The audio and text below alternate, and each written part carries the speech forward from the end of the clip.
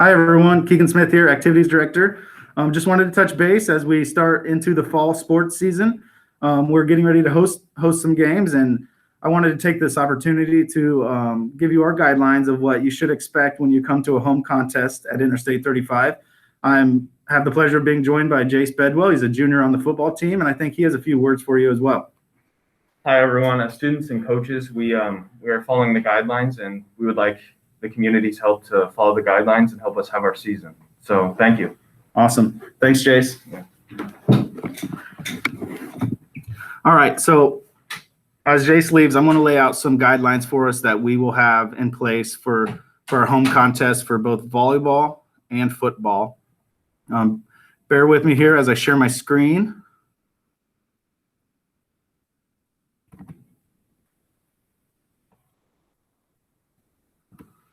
And I'll talk through all of these. And if you have any questions after you watch the video, feel free to reach out to me.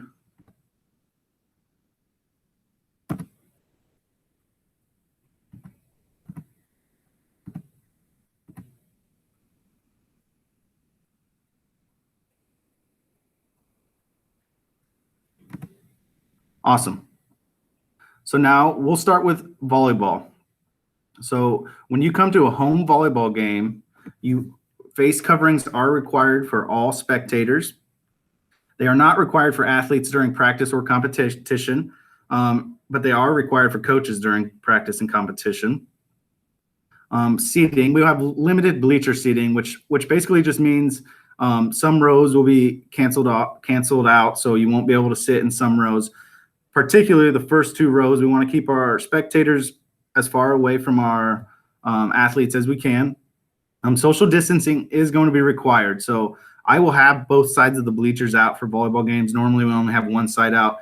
This year we'll have both sides out. So just make sure you're social distancing that 6-foot rule outside of your immediate family. Another thing is students in 6th grade or younger must be with their parent or guardian at all times. Okay, we have to limit the exposure of, sometimes it's tough with some of those younger kids that like to be up and around and playing with their friends. We have to make sure that doesn't happen this year. We will have limited concession stands. All of it will be food that can be closed, and the items will be prepared on site. One thing we can do to help with this is if we bring exact change when possible, that limits the amount of money that's being passed back and forth. The restrooms will be limited to 2 people at a time, so please just respect that. The gate will be the same as normal, $5 for adults, $3 for students, and once again, please bring exact change when possible. So visitors, when they come, they're going to enter through the west gym doors and sit on the west bleachers, and home spectators will enter through the east gym doors and sit on the east side of the bleachers. That way we kind of keep both communities isolated as much as possible. Now I understand with the restrooms and with the concession stand, there could be some mingling there, but we're just trying to do the best job we can as much as possible. So those are your expectations for home volleyball games.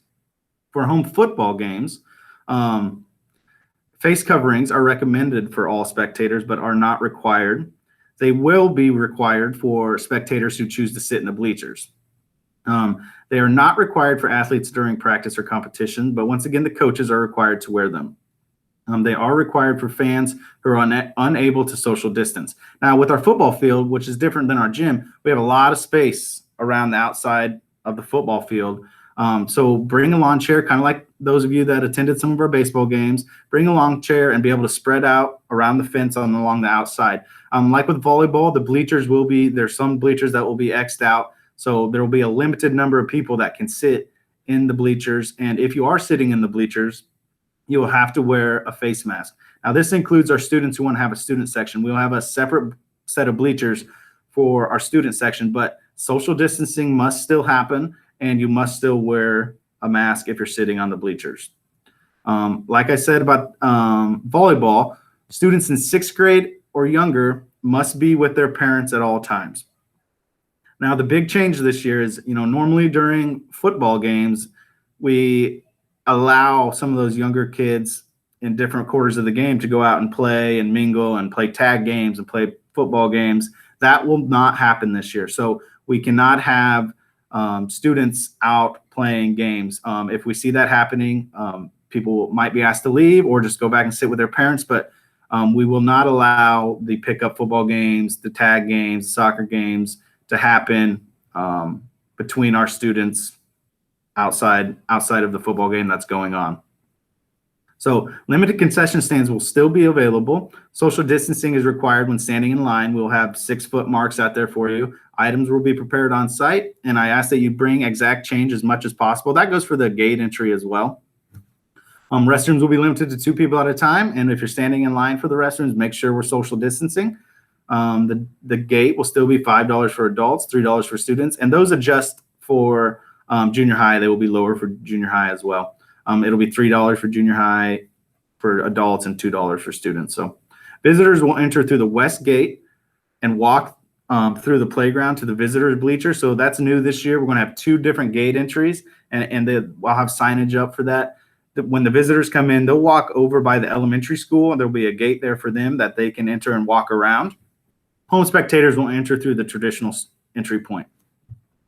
Now, I understand that these are new, but as Jace said, our student athletes and coaches are doing the best they can to follow the guidelines. They're doing a really good job of it right now to stay safe, as well to ensure that they have a fall sports season. So I ask the same out of our community. And I know we have a great community, so I don't foresee it to be an issue. But for us to ensure that our students get the opportunity to participate in extracurriculars, I just ask that you follow these guidelines. These guidelines are posted on the social media if you want to look back through them, or if you have any questions, like I said at the beginning of the video, please feel free to reach out and ask.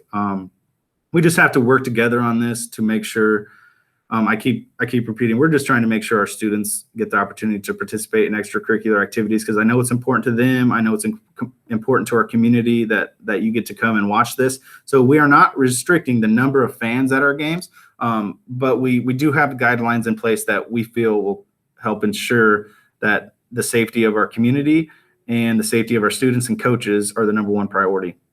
Now, with that being said, other schools do have different guidelines than we do. And I'm trying to communicate with those ADs as much as possible so that I can get those pushed out to the community before those games. So please follow I-35 Athletics on Facebook and on Twitter to see the most up-to-date guidelines. And always remember, and I think we all know in this day and age, that these are fluid. These could change at any time, depending on the guidance from the health departments above us. So if you have any questions, please reach out. And I look forward to seeing you all at our I-35 fall activities this fall, starting with home volleyball, First Ogden on Thursday, starting with freshmen at 5 o'clock. Then JV will follow at 6. And then the varsity girls should get going around 7:15. So as always, I know our support will be there from the community, and I really appreciate it. So go Roadrunners.